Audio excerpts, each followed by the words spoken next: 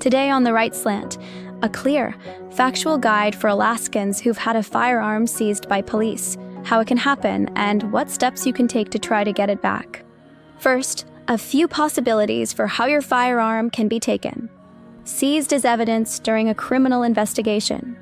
Impounded during a vehicle tow or community caretaking action. Taken under a court order or protective order.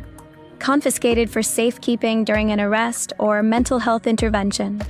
Taken because the state commenced forfeiture proceedings. We'll explain the key differences and what they mean for getting it back. Important legal facts you need to know up front, not opinions.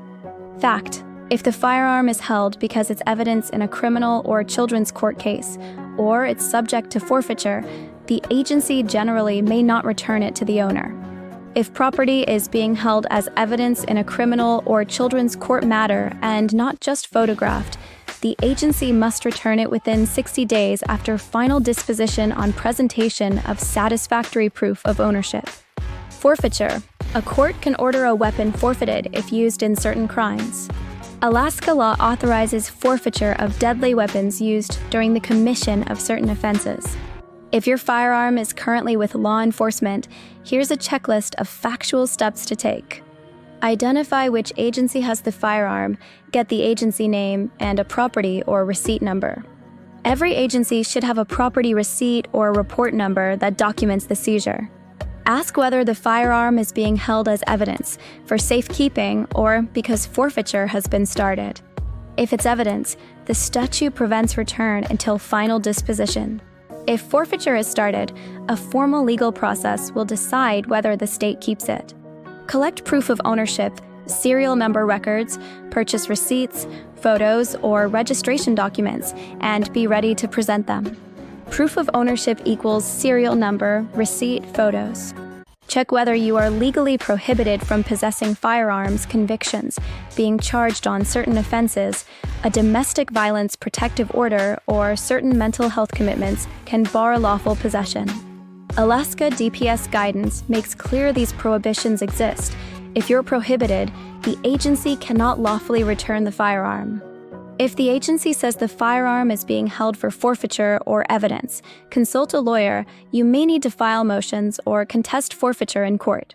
Legal counsel recommended contest forfeiture in court. 2 common scenarios you might see in practice. Safekeeping/not needed as evidence. If the agency sees the firearm for safekeeping and it's not tied to criminal charges, they will typically release it after verifying ownership and that you are not prohibited from possessing firearms. Held as evidence or subject to forfeiture. If the gun is evidence in a case, or the state has initiated forfeiture, you cannot get it back until the case or forfeiture is resolved, and you may need to assert ownership and challenge forfeiture in court. Watch for these factual roadblocks. No written property receipt or wrong agency listed. Your name appears on a criminal charge or a protective order that prohibits possession. Forfeiture paperwork filed requires court action to contest. If forfeiture paperwork is filed, the government is asking the court to keep the gun permanently. That's a legal proceeding. You'll need to respond in court and provide proof of ownership, and potentially show that the firearm wasn't used in criminal activity. Do get the property receipt and take photos of receipts and the gun's serial number if you have them in records. Do get counsel if the agency says forfeiture has started. Don't attempt to retrieve the firearm by force or without paperwork. That could create new criminal exposure. Do ask the agency if the firearm is subject to a protective order or other legal prohibition before arranging pickup. If you're finding this useful, like and subscribe to The Right Slant. It helps us keep making factual explainers like this. Sources to consult. Contact the law enforcement agency that seized the firearm. Read Alaska statutes on disposition of seized property. If forfeiture may apply, review AS 12.55.015 and forfeiture provisions. Contact a licensed Alaska attorney.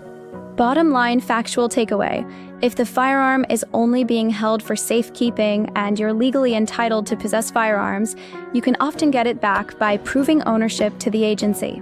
If it's evidence or subject to forfeiture, Alaska law prevents return until the case or forfeiture is resolved, and you may need to contest that in court. This is factual information, not legal advice. Consult an Alaska lawyer for your situation. Thanks for watching The Right Slant. If this helped you, hit like and subscribe to support factual legal explainers. The Right Slant.